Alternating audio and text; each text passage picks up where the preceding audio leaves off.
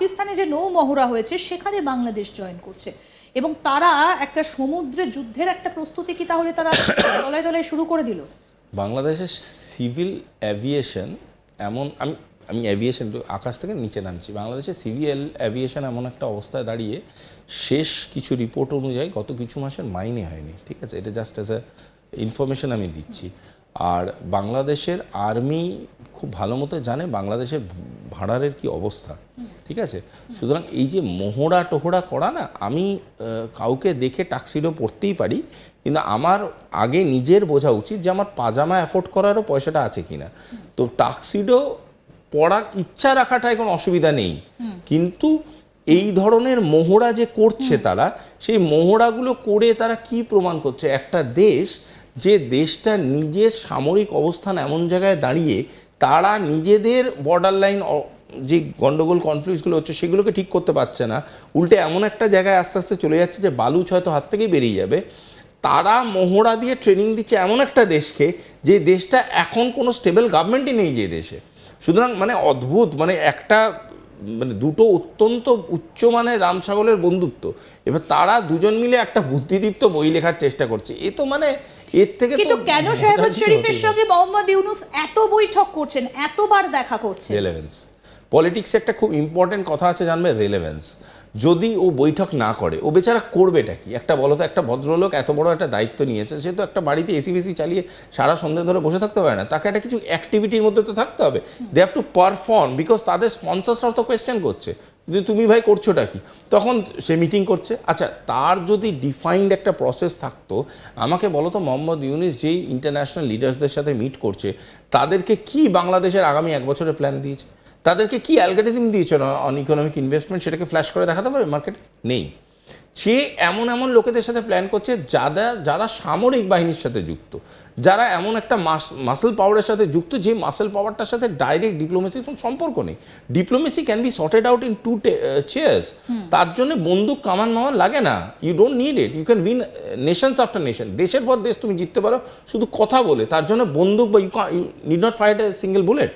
তো এইটা মোহাম্মদ ইউনূস বোঝেন না, আর আমি বুঝতে পারছি সেটা তো নয়।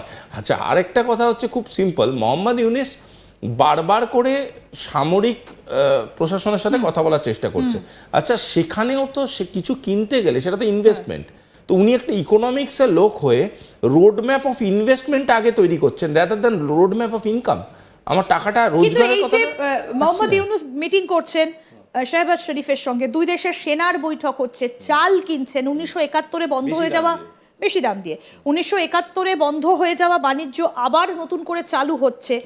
ঢাকাতে আইএসআই এর যারা ঊর্ধ্বতন কর্তৃপক্ষ, যারা অফিসার লেভেলের লোক, তারা আসছেন। আলটিমেট এটা কি ভারতের ওপর একটা প্রেশার ক্রিয়েট করা?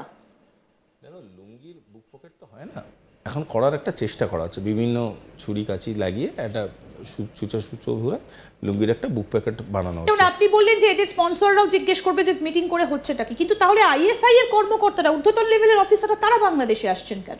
তার কারণ ওই যে Bangladesh is a very lucrative territory at this moment, যাকে ইউজ করে ভারতকে 5 টাকারও হলে কি কোনো রকম চ্যালেঞ্জ থ্রো করা যাবে, তার জন্য বাংলাদেশকে ব্যবহার করা যাবে, তার জন্য তারা দৌড়াদৌড়ি শুরু করেছে। আপনার কি মনে হয় এর পেছনে চীনের হাত রয়েছে পুরোপুরিভাবে?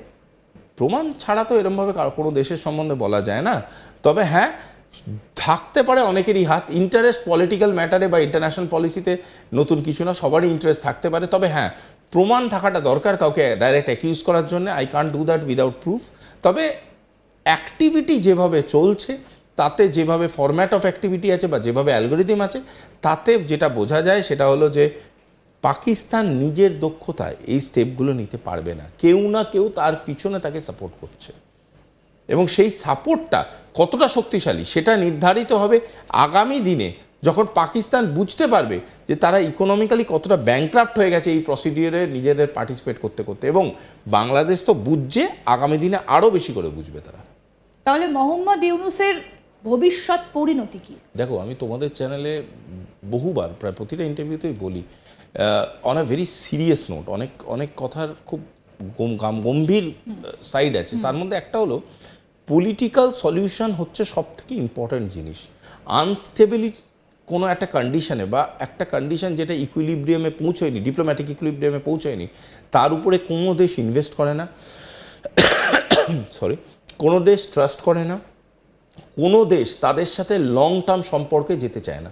ঠিক আছে, তাই জন্যে মোহাম্মদ ইউনিসের দরকার প্রথমে বিভিন্ন রকম স্তর যারা বাংলাদেশ গভর্নমেন্টের আছে, বিভিন্ন রকম স্তর যারা বাংলাদেশ ব্যুরোক্রেসির আছে, তাদের সাথে বসে বাংলাদেশকে পলিটিক্যাল সলিউশনের দিকে এগিয়ে নিয়ে যাওয়া। যারা যারা স্টেবল পলিটিক্যাল পার্টি আছে ইনক্লুডিং আওয়ামী লীগ, তাদের সাথে বসে স্টেবলি বলা যে কবে বাংলাদেশে ইলেকশন করানো যেতে পারে। যদি বাংলাদেশে ভোট করানো হয়, হয়ে একটা স্টেবল গভর্নমেন্ট ইলেক্টেড হলো, সেটা মোহাম্মদ ইউনিস তাতে পার্ট হতেও পারে, না হওয়ার চান্সই বেশি, যে কেউ এলো পাওয়ারে, দ্যাট ডাজেন্ট ম্যাটার। এগুলো হচ্ছে পকেট ওয়ার্ক। এগুলো কি করে আনসারুল্লাহ বাংলা বা এই ধরনের দলগুলো ছোট ছোট টুকরোয় কাজ করে। এরা কিন্তু অ্যাজ এ ম্যাগনিটিউড কাজ করে না, ছোট ছোট টুকরোয় ভাগ করে কাজ করে।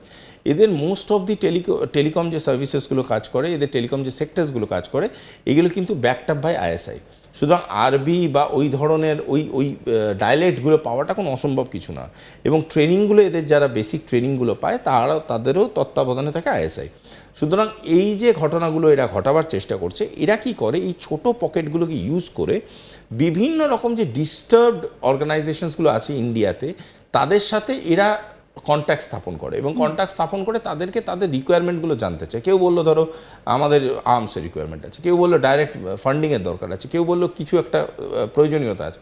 সেই প্রয়োজনীয়তাগুলোকে এরা ডাইরেক্টলি অ্যাড্রেস করে এবং ডাইরেক্টলি অ্যাড্রেস করার পরে তারা চেষ্টা করে তাদের পাশে দাঁড়িয়ে কীভাবে এই জিনিসটাকে, এই ম্যাগনিটিউড অফ অ্যাট্যাকটাকে আরও বাড়ানো যায়, আরও ছোট ছোট বিভিন্ন ঘটনা ঘটানো যায়, যাতে সিভিল সোসাইটির মধ্যে একটা ফিয়ার ফ্যাক্টর জেনারেট করা যেতে পারে। সুতরাং সতর্ক থাকার কোনো মার নেই, সতর্ক থাকতেই হবে।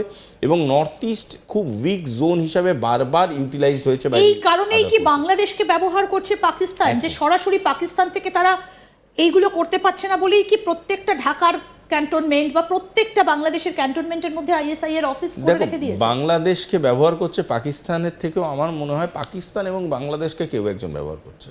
এখানে পাকিস্তান এবং বাংলাদেশকে ব্যবহার করা হচ্ছে, একজনকে ব্যবহার করা হচ্ছে অ্যাজ এ টুল, আরেকজনকে ব্যবহার করা হচ্ছে অ্যাজ এ টেরিটরি। দুজনকে মিলিতভাবে ব্যবহার করে ভারতের একটা অংশের ডিস্টারবেন্সটা বাড়াবার চেষ্টা করা হচ্ছে। কারণ তাতে যদি ভারত পলিটিক্যালি প্রেশারাইজ হয়, তাহলে গ্লোবালি যে ভারত যেভাবে উঠছে বা যেভাবে গ্লোবালি যে রেকগনাইজড হওয়ার জায়গায় চলে গেছে ভারত আজকের ডেটে, সেইখানে গিয়ে কোথাও আঘাত লাগবে।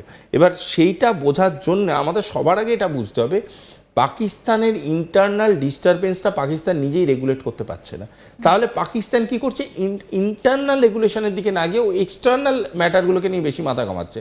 তার মানেই ধরতে হবে সেটা পাকিস্তানের একাত্ম মাথা কাজ করছে না, তার সাথে এমন কোনো একটা মাথা কাজ করছে যে পাকিস্তানের ইন্টারনাল ম্যাটার নিয়ে খুব একটা কনসার্ন নয়। সে concerned to hurt India, to make India feel someway down. এই জায়গাটায় গিয়ে কিন্তু আমাদেরকে ট্রিগার করছে।